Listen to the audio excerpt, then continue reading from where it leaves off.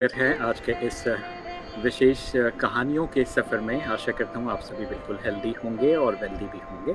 तो आइए आपकी खुशी को और थोड़ा बढ़ा देते हैं। आज फिर से हमारे साथ विशेष डॉक्टर पवन द्विवेदी जी हैं, जिन्होंने पहले भी हमें बहुत सारी कहानियाँ सुनाई हैं और आज एक नई कहानी के साथ हमारे बीच उपस्थित हैं। बहुत-बहुत स्वागत है उनका आज। जी, पवन सर बहुत-बहुत स्वागत है। कैसे हैं आप?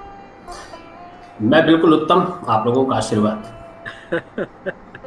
जी, कौन-सी स्टोरी आज सुनाएँगे आप? आज मैं एक सिद्धार्थ की कहानी सुनाऊंगा। बिल्कुल, बिल्कुल। बहुत सिद्धार्थ बढ़िया। जी। सिद्धार्थ एक बच्चा है जिसकी उम्र लगभग 7-8 वर्ष की है और एक ब्राह्मण परिवार में उसका जन्म हुआ।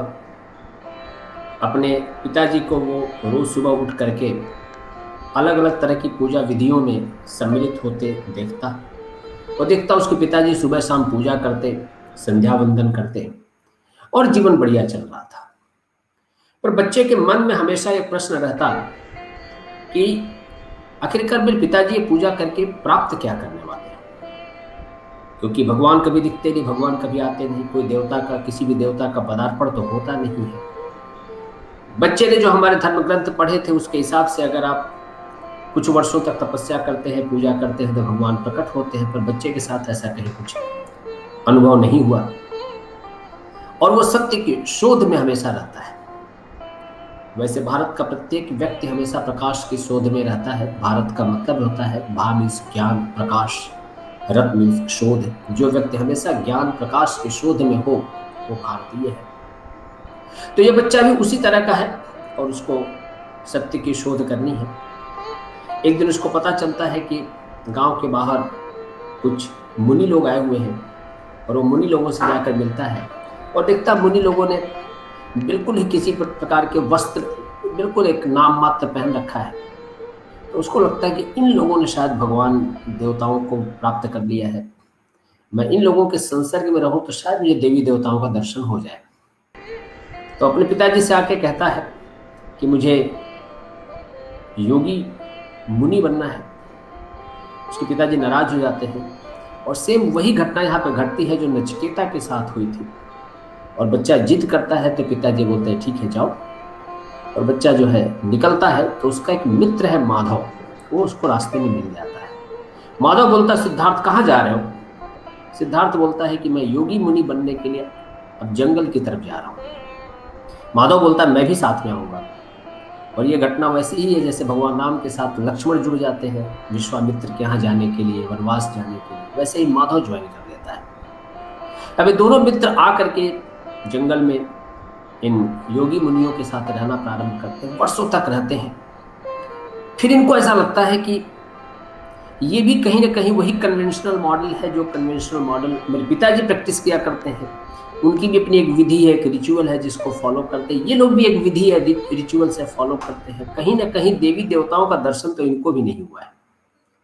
उसी बीच सिद्धार्थ को पता चलता है कि गौतम बुद्ध आए हुए हैं और हजारों लाखों की संख्या में लोग जो है उनका दर्शन करने जा रहे हैं, उनका प्रवचन सुनने जा रहे हैं, क्योंकि भगवान गौतम बुद्ध ने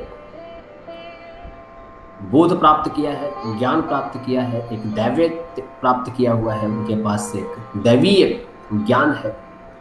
तो ये दोनों मित्र भगवान गौतम बुद्ध का दर्शन करने निकल पड़ते हैं। रास्ते में एक नदी आती है और नदी पे एक मल्लाह नाव चला रहा होता है और वो लोगों को नदी पार करा रहा होता है और बिल्कुल मस्त गाने गा रहा होता है, लोगों को पार कराता है। हजारों की संख्या में लोग नदी पार कर रहे हैं।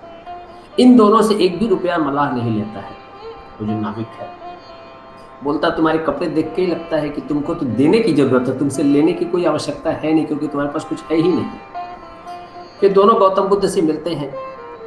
सिद्धार्थ की मुलाकात भगवान गौतम बुद्ध से होती है और सिद्धार्थ पूछता है गौतम बुद्ध से कि क्या आपको लगता है कि आपने जो रास्ता फॉलो किया वही रास्ता फॉलो करके भगवान को प्राप्त किया जा सकता है? और अगर ये सत्य है तो पहले जिन लोगों ने रास्ते बनाए क्या वो असत्य है? सिद्धार्थ से की बात सुन करके भगवान गौतम बुद्ध सिर्फ मुस्कुराते हैं। बुद्धाज स्माइल।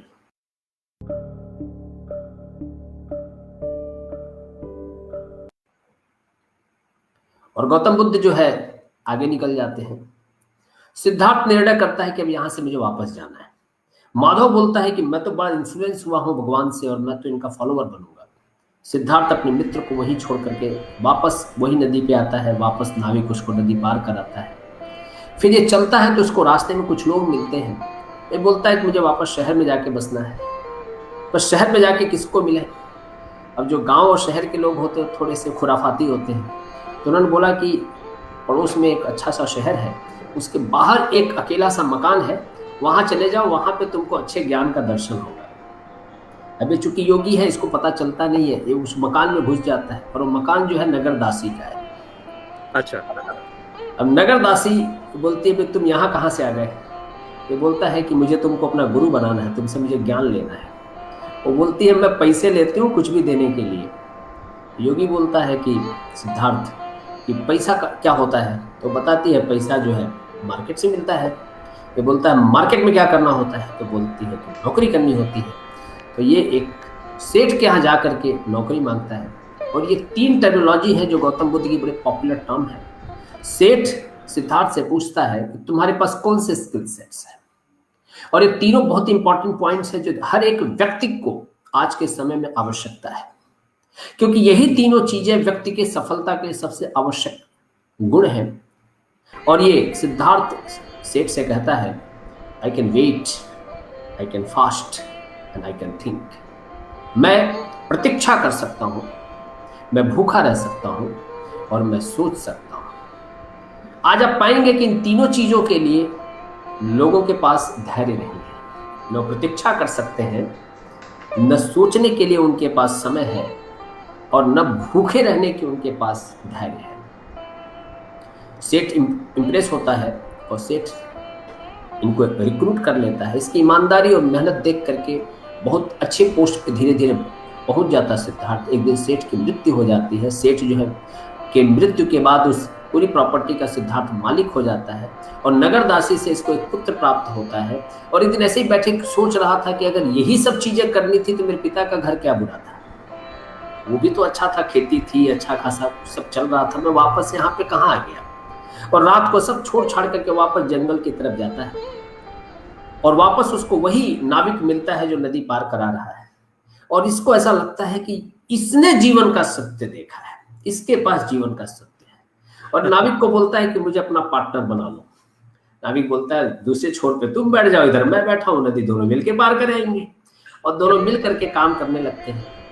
एक दिन ऐसी प्रक्रिया होते होते एक दिन नाविक से पूछता सिद्धार्थ की तुम इतना खुश रहते हो, एकदम प्रसन्न रहते हो, बिल्कुल रमेश सर की तरह, और तुम्हारे चेहरे पर हमेशा इतनी स्माइल रहती है, ये कहाँ से लेकर के आते हो। और नाविक कहता है कि कहीं से लेके नहीं आता हूँ, मैं प्रकृति के साथ जीता हूँ। इन पेड़ों से मैं बात करता हूँ, नदियों से बात करता हूँ, हवाओं से मैं बात करता हूँ। यही मेरे मित्र है, यही मेरे गुरु है, यही मेरे सब कुछ है। और ये मुझे प्रेरणा देते हैं प्रसन्न रहने के लिए, क्योंकि कभी नदी दुखी नहीं होती, कभी पेड़ दुखी नहीं होते, कभी हवा दुखी नहीं होती, हमेशा अपने एक नेचुरल फ्लो में चलते रहते हैं। और सिद्धार्थ को पहली बार प्रकृति गुरु होनी चाहिए, ये सीखने को मिलता है। ये प्रक्रिया गुरु और शिष्य का चल रहा होता है। एक दिन नाविक की मृत्यु हो जाती है, तो अब सिद्धार्थ ही वहां का नाविक है और वही नदी आने वाले जाने वाले लोगों को पार कराता है। तब तक एक दिन उसको पता चलता है कि गौतम बुद्ध वापस आए हुए हैं और हजारों की संख्या में लोग नदी पार कर रहे हैं और अब सबको पार करा रहा है। अब ये वो काम कर रहा है जो पहले नाविक करता था। अब कहानी यहाँ पे समाप्त होने के कगार पे है। एक दिन इन लोगों को पार करा करके अभी किनारे आके खड़ा ही होता है, तब तक उसको जोर से कहीं से एक महिला की आवाज रोने की सुनाई देती है। और बोट खड़ी करके उधर भागता है और जाके देखता है तो एक लेडी, बिल्कुल उसके शरीर में जहर फैल गया है और बिल्कुल ग्रीन पड़ी हुई है और उसके बगल में एक बच्चा रो रहा है। नजदीक जाके देखता है तो पता चलता है वही नगरदासी है। और नगरदासी बोलती है कि जो बच्चा है वो तुम्हारा है। और उसके बाद उसकी मृत्यु हो जाती है।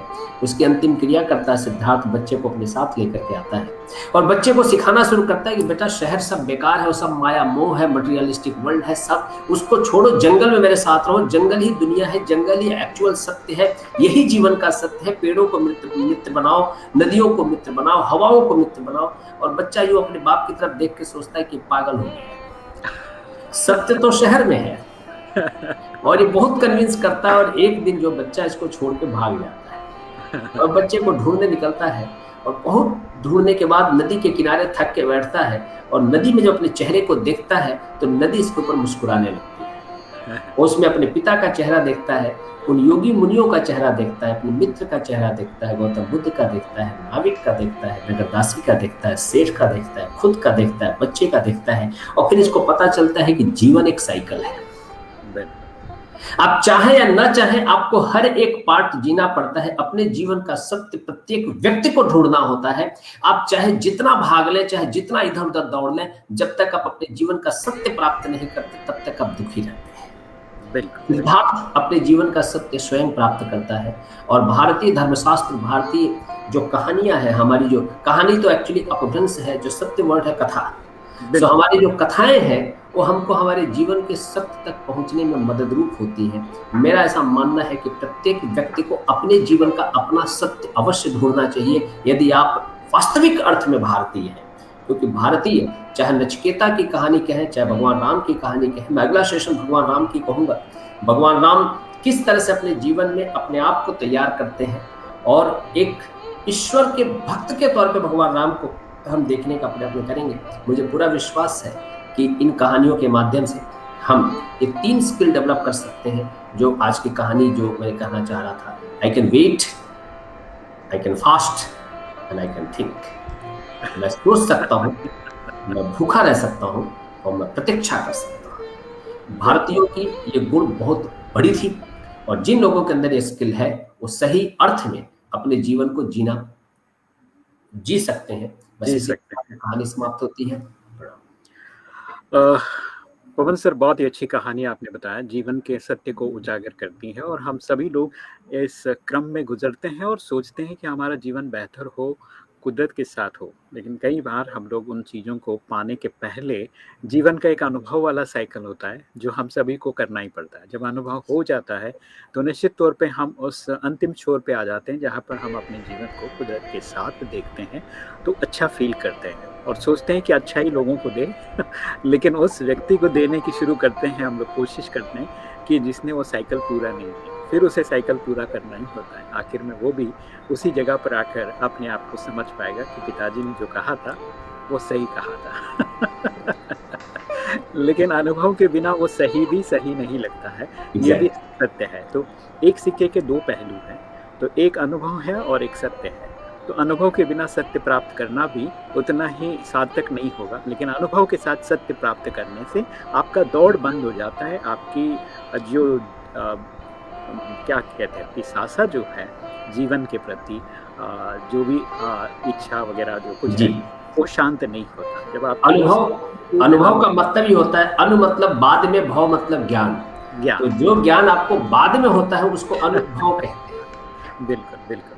तो इसीलिए ये चीज़ें बहुत ज़रूरी हैं, और चलिए, आज की कहानी में आशा करता हूँ आपने जीवन का जो सत्य मर्म है उसको समझ लिया है, और फिर मिलेंगे हम लोग अगली नई कहानी पे। तब तक आप बने रहिए हमारे साथ। सलाम, नमस्ते, खमा गणिसा। जय हिंद, जय भारत, ओम शांति।